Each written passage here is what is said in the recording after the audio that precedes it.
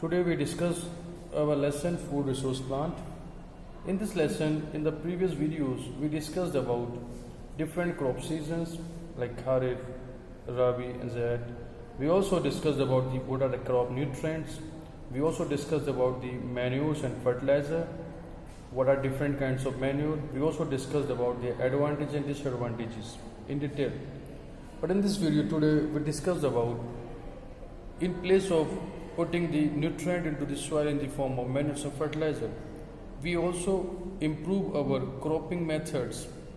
We can adapt different cropping techniques to improve the crop production by lowering the amount of fertilizers to the soil.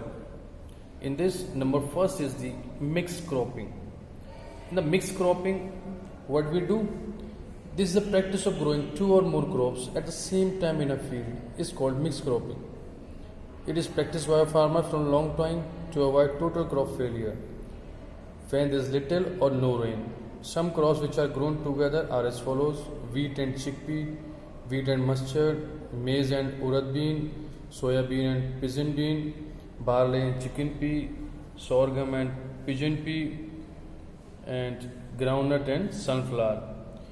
So what we do in mixed cropping, we basically mix the seeds of the different one or two crops having the same requirement, probably the same requirement, and we spread them or we sow them into the soil without making any proper gap between them, without making any, you can say, specific place for them, because they are having the same requirement. And why we do this? We do this to prevent the total crop failure, because if pest attacks on the one crop, then if that crop is not able to grow properly, then we are having the next crop or secondary crop for fulfilling that loss.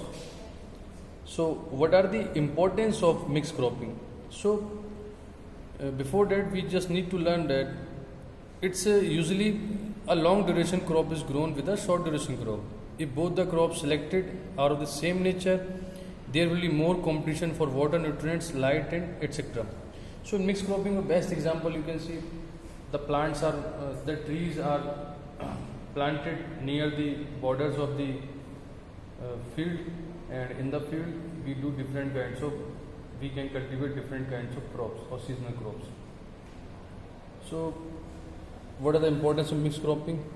If we grow crops with different requirements, it basically minimizes the risk of crop failure.